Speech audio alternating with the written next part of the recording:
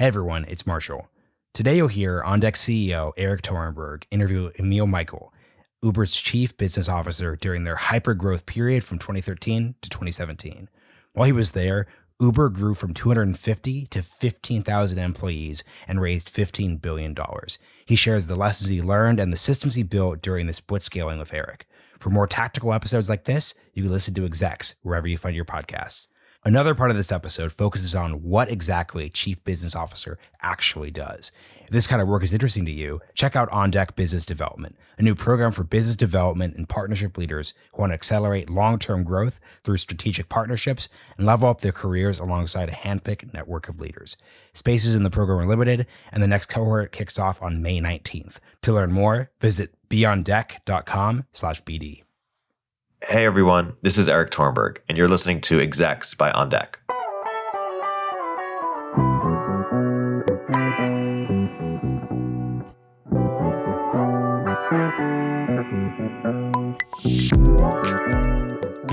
Execs is a show for founders, operators, and leaders who want to understand the playbooks, frameworks, and tactics that leading tech companies today have used to scale. Our guests are tech execs in key roles at top tech companies who share their hard-won, earned secrets on how to scale faster.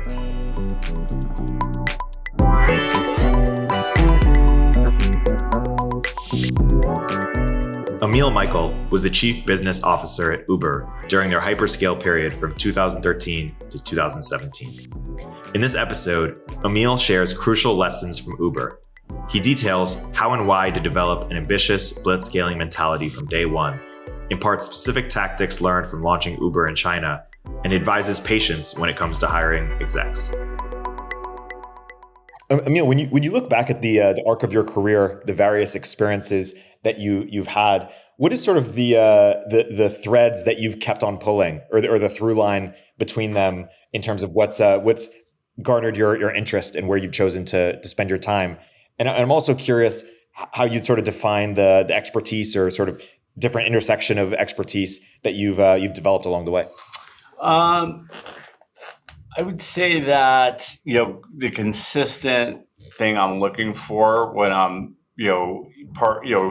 joining a business that I'm going to help drive is really the relationship I have with the founder, because I've joined a bunch of founder-led companies.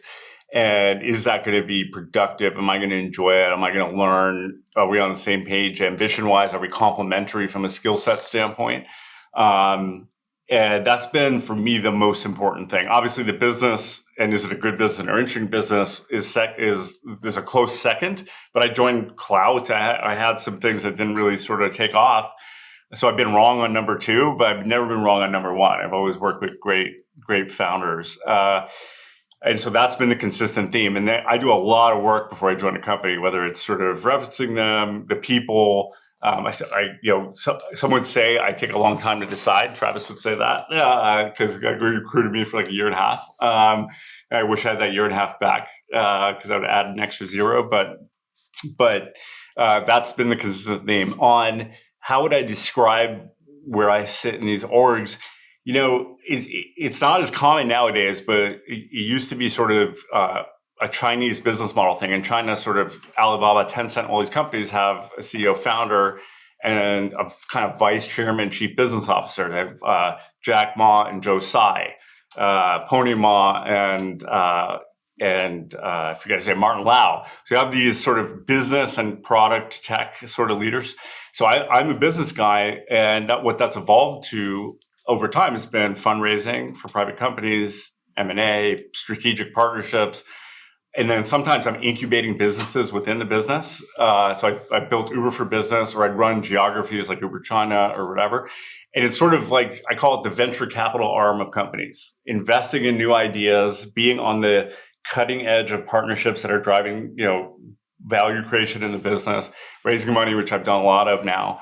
And it's all those business functions that face the outside world, basically, is how I describe it. Why do you think it's not as common anymore? Or what are sort of the trade-offs, the pros and cons of having that model versus an alternative model? Yeah. So it is more common for the CFO to be in charge of fundraising and M&A. So that is the difference between the Chinese model and the historically American model. And is it changing? I think it's continues to be still mostly that's the model. But now the interesting thing that's happening in the world is you have a dearth of CFOs. Huge dearth because of all these SPACs, all the IPOs that have happened in the last 2 years, where you finally had like some of the biggest IPO years in the last decade.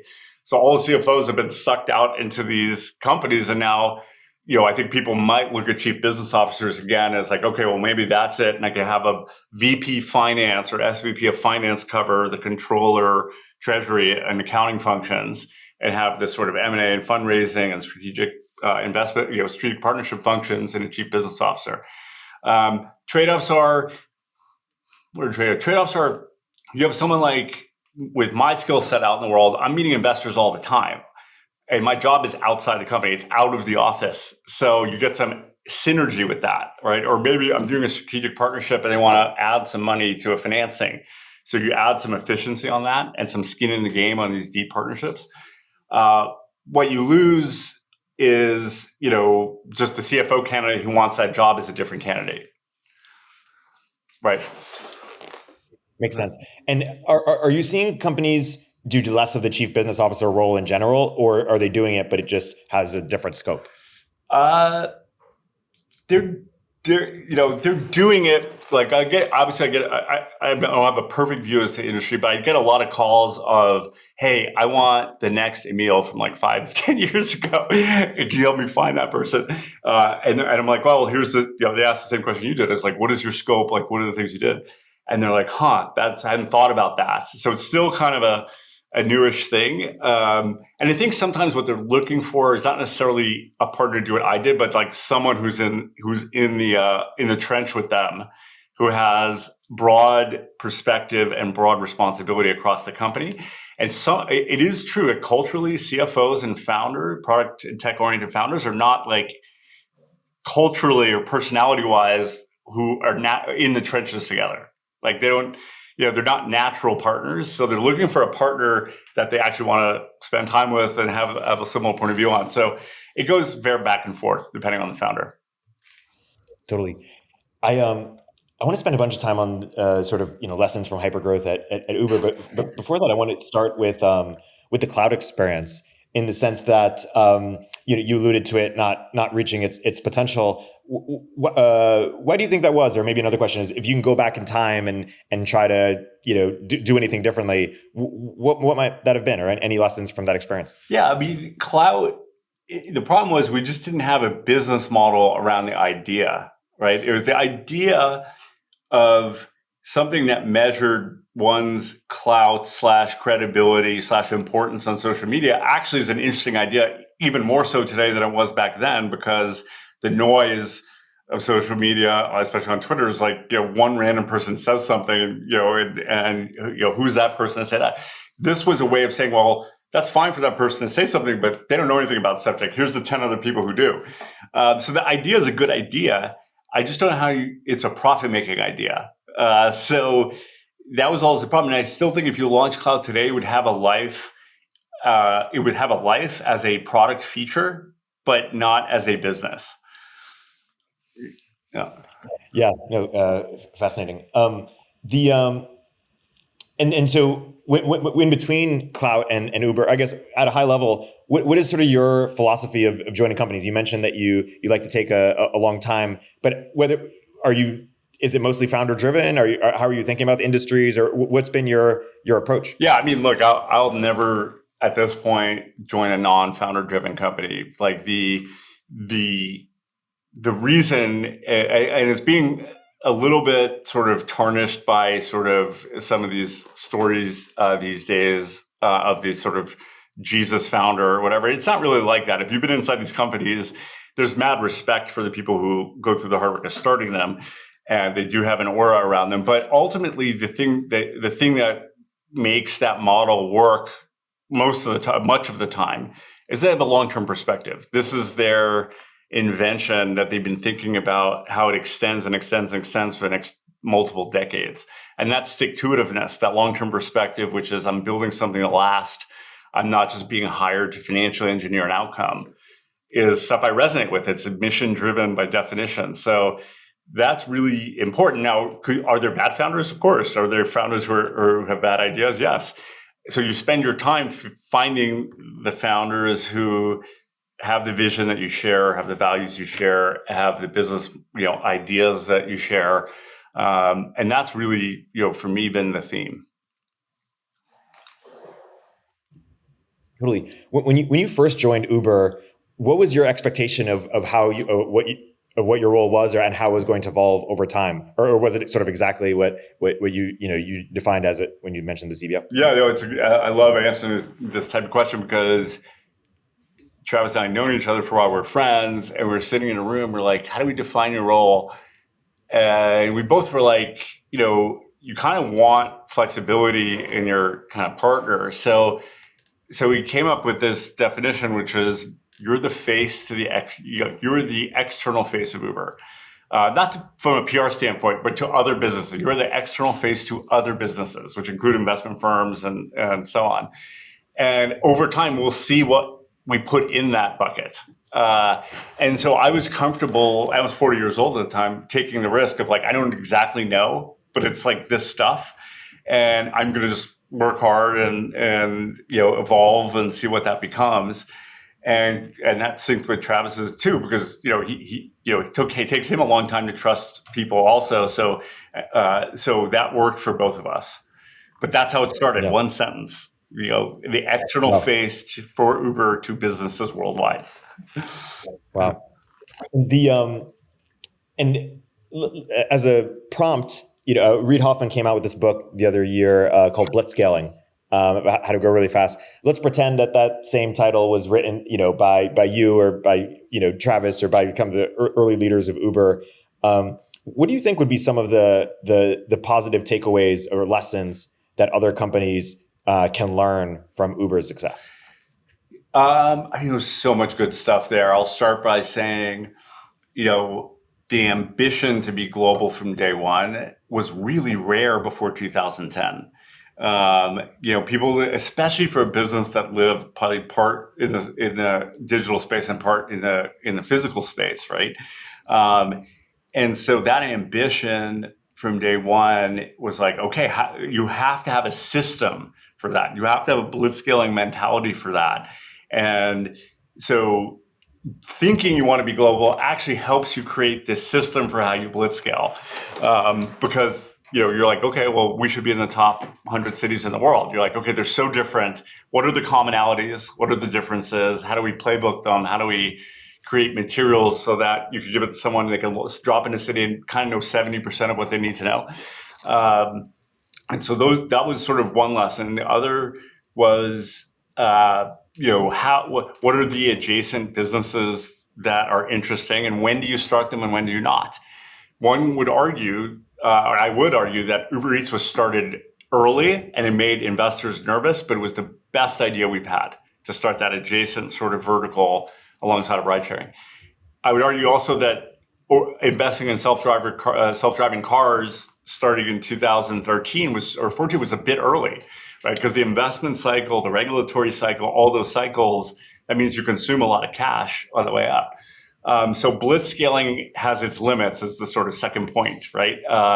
And you're going to not get it perfect if you're truly blitzscaling. And then third, it's hiring, man. The people make a company.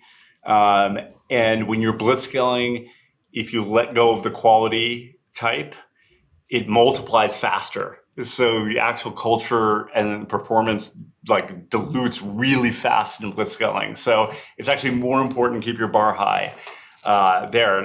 And so those are kind of, I'd say, the three lessons I've got for blitzscalers. Yeah. Let's dig deep on the hiring front. And this is something that we are experiencing a lot now. A year ago we were 50 people, now we're 250 people. And so, we've learned some lessons the hard way and are the process of learning lessons, but also, have got some things right. What do you think are the biggest principles to, obviously keep quality high? How do you make sure you do that? Or what are some of the non-obvious things that you impart to other companies that maybe is not so obvious to them? Yeah. I mean, a couple of ideas for you. Number one, the leaders, whether it was Travis and Ron Graves or me, interview everyone on your team for as long as you can. At some point, you as a leader won't be able to interview everybody, or you won't be able to interview everybody in this job category. For us, it was general managers of cities. Like I think Travis and Ryan interviewed every one of them until there was 100 of them. And then it became, you couldn't, it was too time consuming. But as long as you can do that means that you will have some consistency in the filter. And that consistency amongst those people that you personally interviewed, and you're going to make mistakes, will sort of drive consistency in a multiplicative way downstream. The second thing is spend a third of your time recruiting. And that means, 3 interviews a day, 30 minutes every day for your whole, if the company, for as long as the company's blitzscaling. And it's super painful, but you just got to do it. And not only will you get better asking questions, you'll get better at what kind of talent is out there. You'll get ideas on new things to look for, and you'll create a machine. So that's the second thing. And I guess what I'd say third is, we did a lot. Uber did a lot of summits. So you have this far-flung employee thing. You don't quite have this problem just yet, but you have this far-flung group of people. We'd actually bring them back very frequently to trade notes and to create camaraderie and social connections and so on. And that's when your blitzscaling sort of connected the social fabric of the company together. The ideas traded faster, best practices got distributed faster. So those are the key things for leaders, I would say, in a blitzscaling company. The 50 to 250 is a big number. That's a big change. Yeah. And when you did 3 interviews a day, would you and Travis kind of like divide and conquer? Like, hey, you'll do them for these roles. You'll do them for these roles. Did you own hiring for any of those roles, or you were just supporting? Yeah. Well, so I did 3 interviews a day for people in my org, right? And then eventually he stopped interviewing general managers and ops, and he was only interviewing execs. And we would tackle the execs, and I was more of the recruiter of execs. I'd go find them and have lunch with them wherever they were in the country or the world. Do the soft interview and then sort of bring them in if I thought that. And then, on the technical side, he would take more of a lead, obviously, with the CTO types, and I would take more of a lead on the business and operations types. And that, so eventually you have to divide up, especially with exec hires, because exec hires take the longest, and they're the most risky and have potentially the most upside. Yeah, the only exec we've hired is a CTO. I have a co-CEO, so we're top heavy on that front. But we need to hire a lot of execs. What was your sort of like process or philosophy on finding them or building that top of funnel, or what advice do you have on exec hiring in general? Yeah, so I have some hard lessons here. And no one wants to believe this, but 50% of exec hires at a high growth company fail. 50, it's like no matter how hard you work at it, no matter how much you interview, it's just how it is. And it's partly like just culturally, they think they want that, but they don't actually want what a startup is, or the company just sort of not ready for a level of formality and bureaucracy and process that they bring, but the company thought it was, right? So it's just a high failure rate. So therefore, my best answer to that is try to speed up the process, because you're not going to get it perfectly right on both sides. Right. And obviously, if something doesn't work out, be willing to cut it faster. Because if those are the odds, no matter how hard you worked at it, and I've done it fast, I've done it slow, I've done whatever, then fast is the better answer, right? And also with execs, it's sort of like the ones who are doing this, there are a lot of them who are doing it for the wrong reasons. They see a lot of money being made by younger people faster. That's a tough, that type of answer, even if they're not saying it, but that's what they're trying to do, almost never works. The person who's gone through tech companies actually has seen it before, but they just happen to be senior. They kind of get it. They're much more likely to not have that be sort of their motivation, and they're more likely to understand, like, I'm going to get into this. It's going to be a bigger, shit show than I remember, but I remember being in shit shows before. So their muscle memory is still there. So those are the things I'd say is just test for motivation, test for sort of flexibility, test for are they willing to learn a new playbook? Not just bring all their buddies or gals and friends just from their company to drop them in here. And that's how they establish power or land grab or create orgs. Are they willing to say, like, I'll come in with nobody and I'll hire all new people. I'll manage people you hired. How flexible they really are. So ask them how they build their org. And if their first go-to is like, I'd go to the people I had, who worked for me at so-and-so company, that's also a red flag. Yeah. It's interesting because if we take that idea that, hey, 50% of them might not work out or high percentage of them won't work out, there might be a pressure to kind of like do a trial or something. But then there's the question of, hey, if they're on trial, is that a real trial? Like they can't be a fake, CTO or COO or something. They need to like have the title. Yeah. So do you just say, hey, let's go for it? Here's the part. I'll answer you and I'll give you a little more substance, which is trials don't work because at the most senior levels, because they actually can't unplug from whatever they're doing that easily for something temporary. They're probably older. They probably have families or some deeper connections into whatever they're doing. Yeah. So like half pulling that out means the trial's definitely going to fail. So you're actually the trial's never going to work because they're half in, half out. The other thing I've learned over the years is when an exec is not willing to move to headquarters, and this is a little bit pre-COVID thinking, they're like, well, I'm going to get an apartment and I'll after a year, I'll do that. Almost never works because they haven't emotionally committed to the place or to the mission. And it's not, they may not be intentionally thinking that they have a foot out the door waiting in case this is not what they expected, but that's what it says. And it's often, the kids are in school, like, when they're done in June, I'll move out. It's like, that's like an 80%, flag, not 100%. So I don't want to taint everyone with that, but that's my odds on it. And what's your advice on sort of like the change management of execs? If 50% don't work out, probably most employees, don't understand that or don't figure out that that's normal. Is it something you're just prefacing with them, or how do you think about change management in general as it relates to like critical people? I mean, it's a good question because it's a hard answer in that you can't disempower that person by making it seem like they may not be here in a year. You have to be all in, and because if you're not all in, then the people who they inherit won't be all in. They'll be looking for reasons. It's just human nature, right? So you kind of have to be all in, and if it doesn't work out, it doesn't work out. It's sort of these sort of like expecting the unexpected. I know that, yes, this person may not work out and it's going to be, a bomb dropped and I still have to do it, Yeah. So that's unfortunately the answer. Yeah. One of the things we started doing, just because we have a lot of younger people on the team who are kind of building their careers at OnDeck.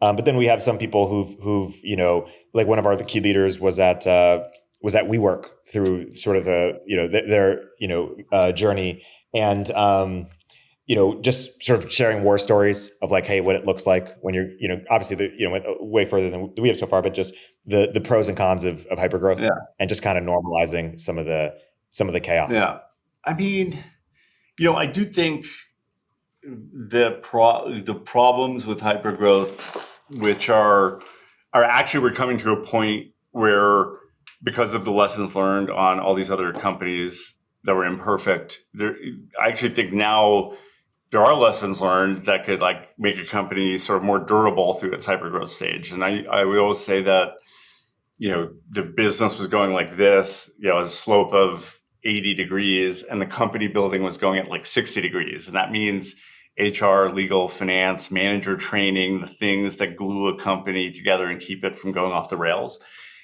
Now that that's the risk because other companies have had that issue. You can sort of solve for that, which means the CEO's time has to adjust to spend, more time on HR, legal, finance, training than you thought, than in previous generations of hypergrowth startups, because you have a long-term mindset. You're like, okay, well, that's a risk, so I have to adjust it away from that risk.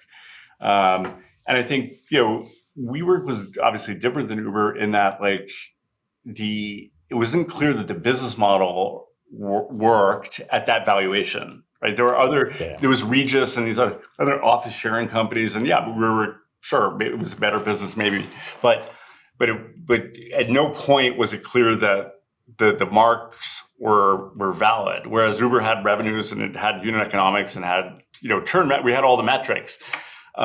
So having a business that people love and became a verb and whatever, obviously is something that was more durable. But yes, so some of those lessons I learned there, I tell other founders who are doing hypergrowth. Totally.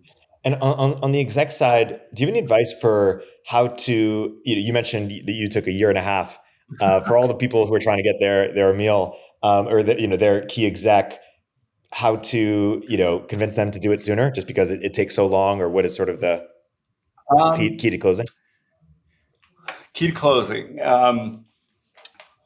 The keys to closing are, execs are, you've got to show the effort and commitment. And sometimes that means flying to where they are and meeting them in their space to get extra time that you wouldn't get if you're waiting for them to come to you, even if you're a hot company. It's showing that you're interested matters a lot to these people because they're probably in a stage of their career where they have options because they've been around a bit if you want them to be an exec there, right? Second is, it is true that, you're more likely to get someone who's in a relationship or as a family at that stage, and they're making a decision that's more collective than a single person, who just graduated from college. So understanding those dynamics, asking about those dynamics, are you getting, you have supportive family members, or are they worried or whatever, a little uncomfortable to go there sometimes, but people are pretty open and, with that, if you actually genuinely are like, look, I want you to be happy because this is a consuming job and you need support around you. The other thing on closing is like when they're ready to sign, like relentless on being signed. Not like, let me think about it on the weekend, get agreed upon times. Like you're going to decide by Friday at 4, right? Are we on the same page? You don't have to put, the deadline to be unreasonable. You're like, do you need a week? Fine, let's do a week. But how about let's pick the date and time. So set the terms of the timetables in an agreed way and don't deviate. And you'll be like, hey, look, obviously it's not going to work if they can't get back to you, but you got to put some ground rules in place to force that sleepless night when the exec is like, am I going to do this or not? You got to force that internal conversation. One thing I'm seeing, although maybe it's just isolated examples, is top executives, people who've done this for quite a long time at this stage in their career. Like I'm starting to see some people who want to be kind of fractional executives. And I'm curious if you came to a startup and was like, hey, I'll do 10 hours a week or 20 hours a week, but I'll do this I'll do this among 2 different startups. And a startup, they could get someone else who's full-time, but way less experienced than you, et cetera, accomplished. Is it something where you take it, or what's your if you're the startup, what's your perspective on kind of fractional executives? Or I think that's fine that sort of to me describes an advisor relationship, right? It's like it's lightweight enough where someone could actually probably do it, and they're not going to be involved in the details because you can't with a quarter of your time like run a function or lots of people or like do daily stand-ups and all that stuff, right? So to me, that's like explicitly an advisor. And I know what you're trying to get at, which is like, how do you try before you buy, right? Is sort of underlying these questions. And I think it comes down to reference checking. It comes down to spending time with them, breaking bread, understanding what drives them. In the last question, it's more the opposite in the sense of we'd be over the moon to have them full time, but at this stage of their life, they kind of want to do part time, and what we're thinking is, maybe we can convince them over time that they'll just fall in love with it. So I wouldn't do it for that reason, but I would say if on a tactical basis, they would actually be helpful with the quarter of the time. They actually drive the business forward. Yeah. As a lure to try to get them interested, it doesn't quite work. But it might work that we recruit them full time, but more than anything, I need their time and help. They actually help us drive the business. Yeah. And when you were working with Travis before you joined, was it in an advisory capacity, or what did that look like? No, I was at Clout, and you're just recruiting. But for me, the spotlight went off because when we first met, was like, this is a black car service for rich people. How big could this be? And I didn't really see the vision. When UberX launched, I saw it. I finally was like, I get it. Now this is why. And I called him. I was like, okay, I've been wrong. We need to sit down and like see if we can figure something out. And I moved to San Francisco. I was there for clout, and that's how it went. Totally. Let's since Uber started, a decade or whenever it started to go, a lot has changed in terms of how companies operate. The remote versus non-remote, just like expectations of a Gen Z or millennial workforce. And I'm curious if Uber started in 2022 with the DNA of Travis and you and some of those early leaders. Where would Uber have kind of like taken a position? And of course, you guys are still in the game in your respective ways.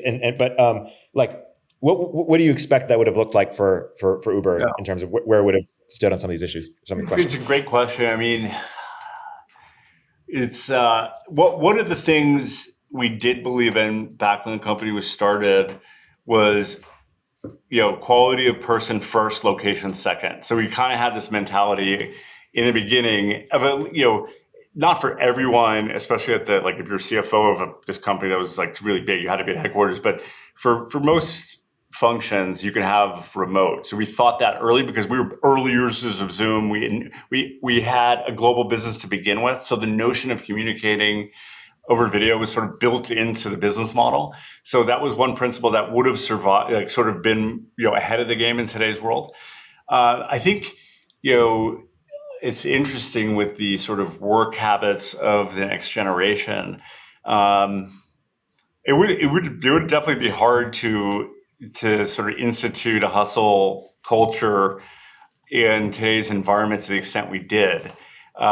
We interviewed for that, we would still try to do that. I think, maybe we would have taken sort of a little bit more of a Coinbase approach insofar as, let us, this is what we're selecting for. We're going to be explicit about it. It's not for everybody, and use that to recruit. Because I think right now companies should be what they want, but they need to be explicit about it because people have so much choice. And so if they're not happy, you're actually going to lose them. The cycles of people leaving jobs are increasing, not decreasing. So your responsibility as a leader is to sort of say, okay, I want people who are going to be here for as long as I can keep them. So let me be as explicit as possible about what this job and what this culture is. And people who select in, I'm going to have a better chance of retaining for a long time. But back then you were less explicit about it. These things weren't as high profile, people, as they were, these kinds of issues. Work-life balance, all that stuff. No one talked about that. Yeah. It's really interesting. I mean, you have Coinbase, you have Palantir, Anduril, but these are I imagine just much smaller than Uber was in terms of workforce. And it's one thing to certainly get to 100 of people like-minded, certainly get to 1,000 people like-minded. But once I don't know how big Uber was in the peak, but once you get into tens of thousands of people, it feels hard to just really keep that, rigor, hustle, contrarian culture. Yeah, it's very hard. I think, and this is part of, again, what I learned, lessons learned, which is you're for a startup like you are, your company is now, you're a tribe for a long time, right? You're a tribe. And as you get bigger and you get to the scale that over 15,000, 20,000 people, you're a civilization, right? You have everything, that you have constituents, you have all kinds of things. And you have to sort of accept that is going to have some effect on, the sort of the tribal sort of messaging of we have to win and some of the rah-rah stuff that you could do. You have to be a little bit more diplomatic. So what companies have done as well. I mean, I would say that people we hired from Facebook still have a lot more of that DNA than Google people did. Just culturally, and that's because Mark seems to be very hands-on, involved in the company. But it's hard to do that. You do have to moderate. There's no way you can be a tribe inside a big business that's truly a civilization. It just can't be done. But as much as you can hold on to that, the better. And some companies do it better than others. But typically the leaders who come in who are hired guns. They can't. They have to go full civilization, full company sort of diplomat. The founders have a shot at keeping it a little more aggressive. Yeah. I'm curious how you think about kind of company storytelling or company comms, because I feel like that's evolved too, where you have people like Balaji and Mike Solana and others who've really advocated for companies to go direct and build their own messaging, but that means they have to put in the work and become storytellers and go on all the podcasts or create the podcasts or create the distribution, and kind of created this like parallel distribution mechanism so they don't go to the previous kind of gatekeepers.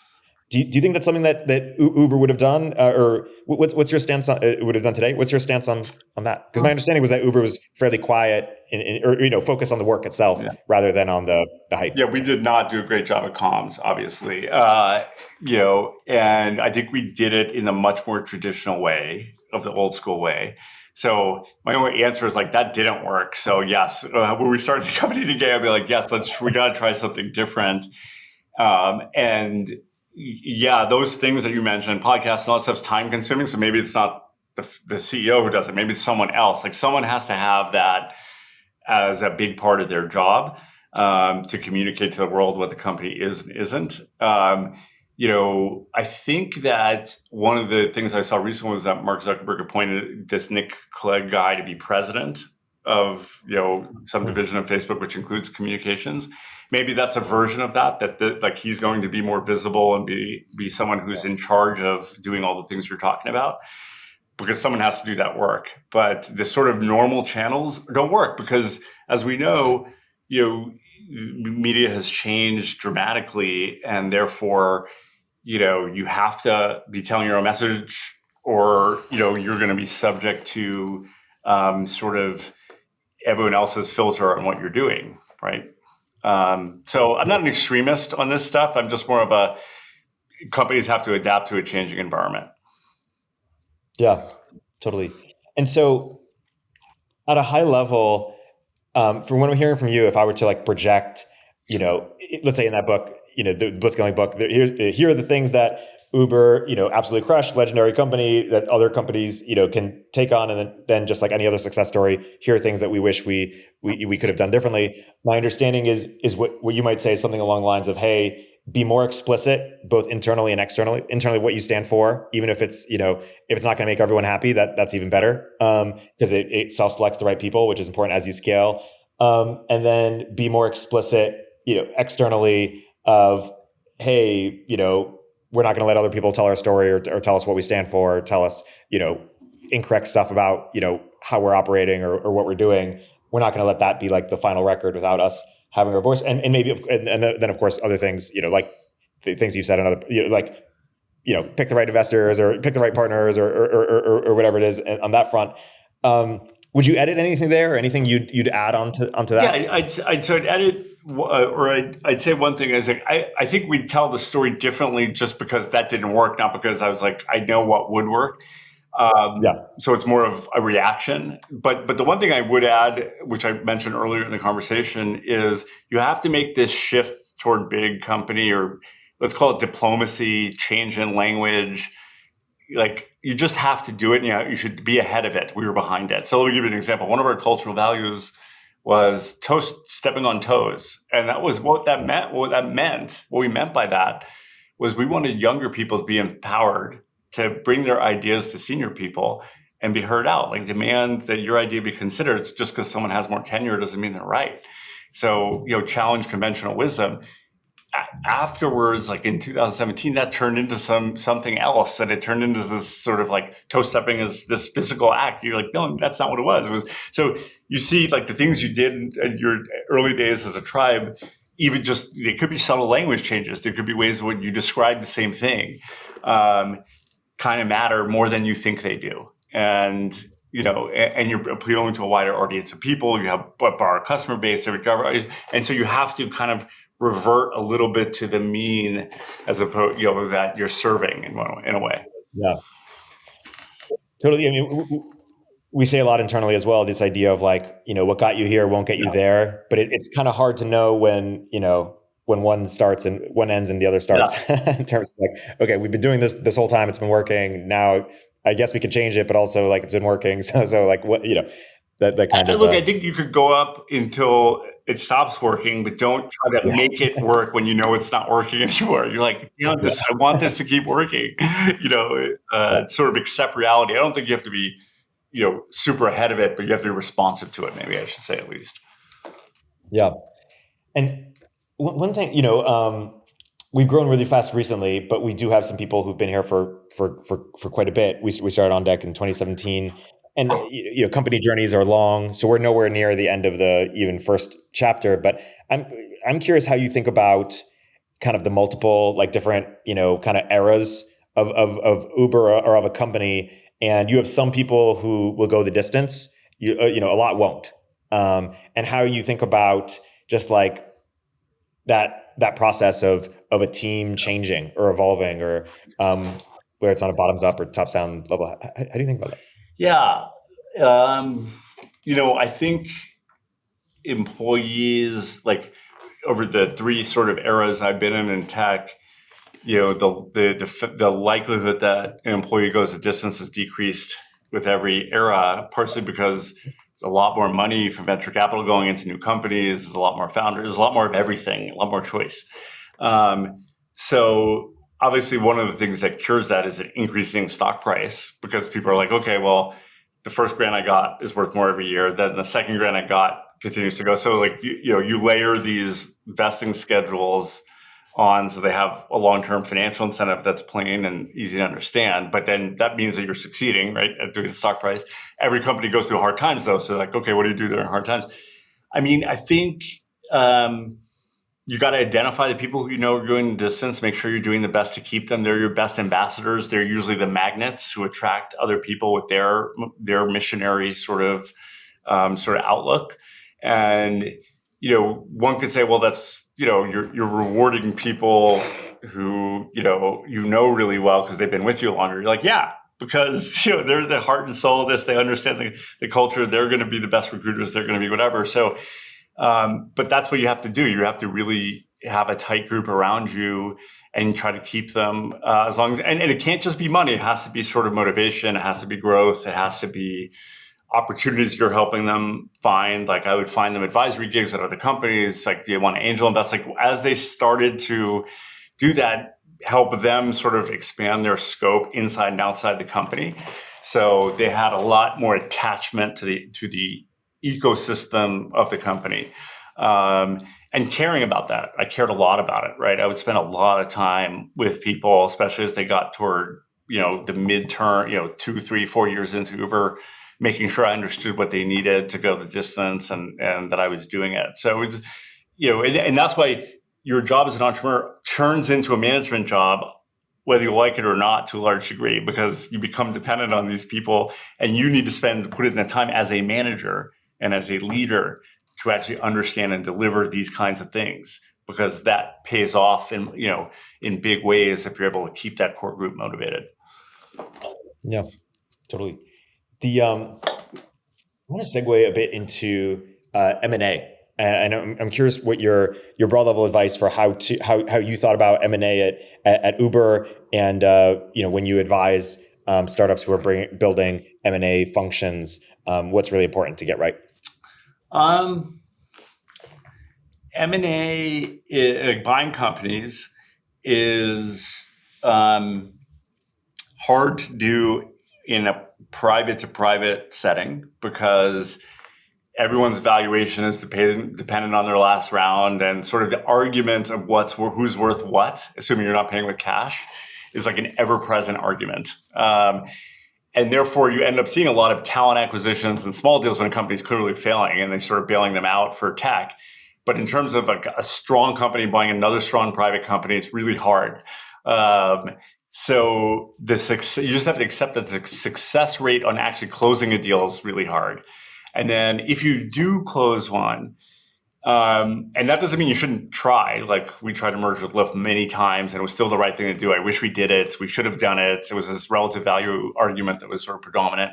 But once you do it, you kind of have to decide what you want out of that company. Do you want the leadership to transition after 2 years, or do you want them to be part of the effort for the next foreseeable future? And be realistic about that, because usually an entrepreneur who you've acquired doesn't want to be not an entrepreneur at your company, right? So being realistic about what you expect from them and what you get with them sort of sets the tone for their whole company, the company you're acquiring, all the employees. And then having, a way of checking in and seeing if, like, the best lessons learned are when you look back in acquisition and say, what did we do right and wrong? So that no one ever does this. They buy a company and they forget about it. They miss their metrics. The things like, the people leave, go split up into the company, and no one ever goes back and says, why did that happen? And what would we do different? The best corp dev guys and gals think about that a lot and try in the acquisition process to plan for, what this company is going to look like in 2 or 3 years inside this company. And is it what we want? And is it worth it? And what's the likelihood of success and all that? So it's a little bit like FP&A inside of M&A, if that makes sense. That's really interesting. I'm curious about, to this, don't share anything you shouldn't share, but to the idea of like the Lyft Uber acquisition. I'm curious because, a lot of companies have direct competitors that, they are worth more than maybe twice as much, or, 1.5 or whatever, it's close. And they might be listening to this thinking, hey, should I be trying to, merge or acquire, even if they think they're worth more than they are, et cetera? Like, when do you think it makes sense? Like, in order for that to have made sense for you guys, you would have to believe that even, if you're giving up a big stake, that smaller stake with Lyft would have been worth much more, because together you're just way more powerful. Yeah. Like, do you think more companies should be partnering with their competitors or merging with their competitors, or like, what do you think about that? I generally think there's under consolidation in private tech for too long. And, I'm biased a little bit by this Uber Lyft sort of thing, which, like, the subsidy wars continued for so much longer that everyone took dilution, like everyone sort of lost in a way. And the market for riders wasn't quite market driven because of all the subsidies that were given. So you didn't really know what was real and what wasn't, what was driven by sort of subsidies, which allowed you to correct. It took a longer time to correct. And like right now, Uber's correcting into like, what are users willing to pay? What do drivers need to make to have this balance? But this is so hard to emotionally get over acquiring or merging with a direct competitor. It's so hard on the valuation thing. It's so hard, but I think companies need to try. And I think they should do more of it, and they should do it earlier. And it just typically makes more sense because today the biggest businesses have multiple lines of business. They have like lots of execs who are really great. I mean, look at how many execs are at Facebook who are great. Several have left. We have David Marcus. You had like a lot, like Hugo Barr. You had these great execs who are either from acquisitions or who've like risen up to be big parts of the business. So I really think, if you're going to be a generational company, you need to think about that earlier. Yeah, it's really interesting. One thing you guys thought about as you entered all these markets is, do you build from scratch? Do you, partner with the local player? Do you compete with them? Obviously you had the DD China experience. I'm not sure how much you can share there, but just in general, what did you learn about that process of the build versus buy versus partner? I mean, we were definitely more of a build company. Uber Eats, self-driving cars, all that sort of thing. We did some smart acquisitions, but mostly we built it. And when I think about that, I mean, it's a mixed bag, right? If I think it would have been right to acquire Lyft, and as opposed to building a brand that appealed to the customers that they had, and they're literally, I mean, their customers didn't overlap with ours for a long time because they had a unique brand. It was playful. It was sort of different. It was, lighter weight. It was sort of coming UberX up, but we were coming Black Car down. But the build buy thing, most acquisitions fail, but then look at Instagram and WhatsApp inside of Facebook, look at YouTube inside of Google.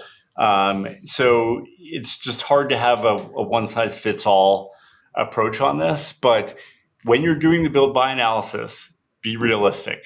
That is my advice to leaders and corporate dev people and finance people. It's like, be realistic, right? We could build that in 6 months with 10 engineers. Doesn't your main business need all the engineers it can get? So are you actually going to build this thing in 6 months? And if you don't, have you lost market position because it's going to take you a year longer? And how much is that worth? And being really smart about what would you actually have to do to build this?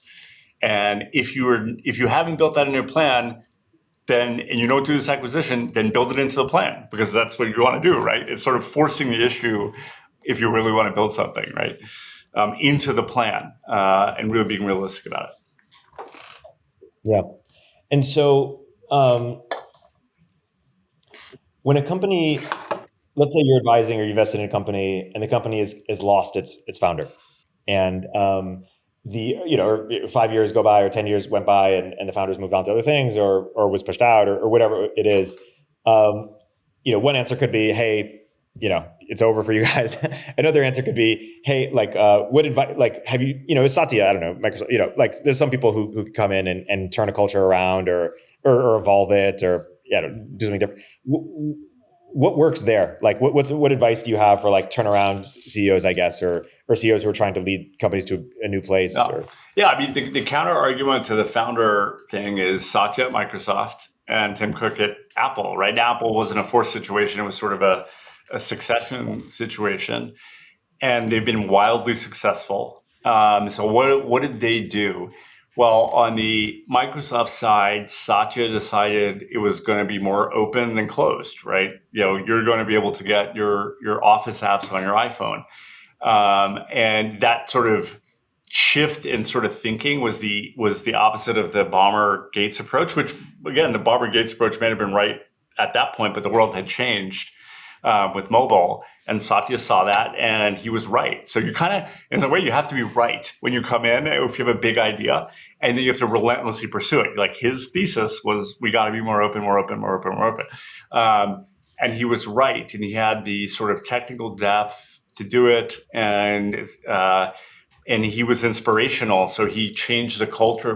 So the second thing he did is change the culture. Microsoft was very hierarchical, and had 18 levels, and they were rigid about who got promoted. He changed it all and made it all much more discretion based. So he let cream rise to the top, whether it was young or not. So I guess my answer to that long way of saying it, the short way of saying it, is you got to come in with the thesis, and the thesis has to be big and transformational. And it may not work, but if it does work, you end up with what Satya did or what Tim Cook did. Now, Tim Cook, people said, remember when he took over, Apple hasn't created anything new in a while. It's not going to succeed. Your same old iPhone. People are not using iPads anymore. What did he do? He built a massive accessory business, a massive app store business, completely massive, right? And the bigger than most Fortune 500 companies, and squeezed operational efficiency out of the system. And they're the biggest company in the world.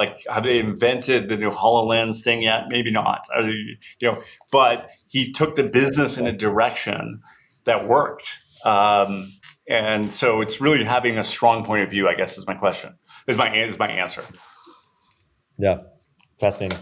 Zooming out a bit and nearing towards close, it isn't, Uber is, an iconic company, kind of representative of a certain generation in some ways. And, it's interesting when there's, a lot of hoopla around a company or books, written or TV shows or movies written, the companies like Facebook or Twitter, who are also iconic, emblematic of a certain time period. The leaders of those companies typically have a different story, perhaps, than the story that gets told.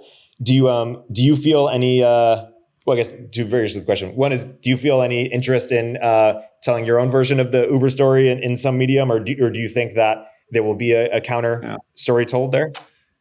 The counter story is being told by a lot of the people who are early on at Uber, are now starting their own companies and building them and talking to hundreds and hundreds of young people about the great things they learned, the best time of their life. Here's what they learned. So there is sort of an infiltration of that happening.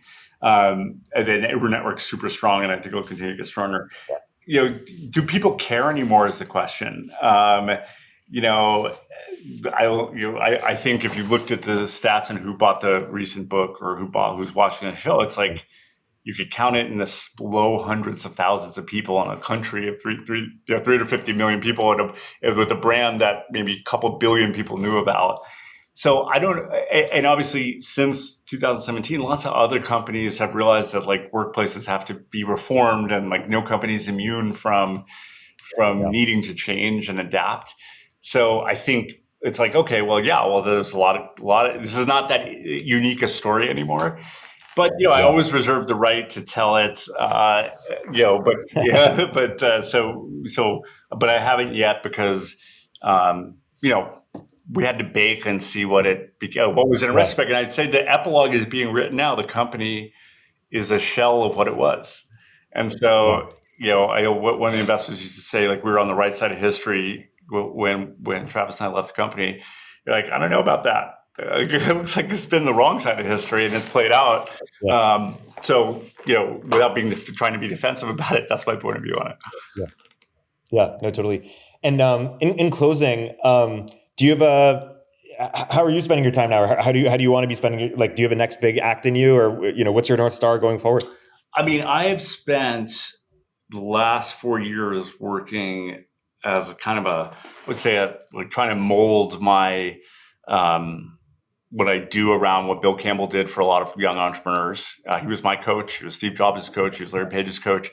I do it a little more commercially and a little more in depth. So I picked a few companies that I liked and where the founders and I got along: GoPuff, Brex, Revolut, Hue Health, but where we had a lot of camaraderie, and I kind of work with them on the things I'm best at: M&A, fundraising, executive hiring, and so on, hypergrowth. And it's like a job that I spend a quarter of my time on per company, and I get a lot out of it because they want these companies are all in hypergrowth. They're all super interesting, all great entrepreneurs. And I invest in them alongside of doing an advisory thing, and it's been really rewarding. It's different than being a general in the field, being more of a coach, but it's been very rewarding to get the next generation sort of forward. Yeah, I love that. That's inspiring work. It's a great place to wrap as well. Emil, thanks so much for coming on the podcast. It's been a really fascinating episode. Learned a lot. It was great to talk to you. Good luck with your hypergrowth. Very impressive, and I'm really happy for you.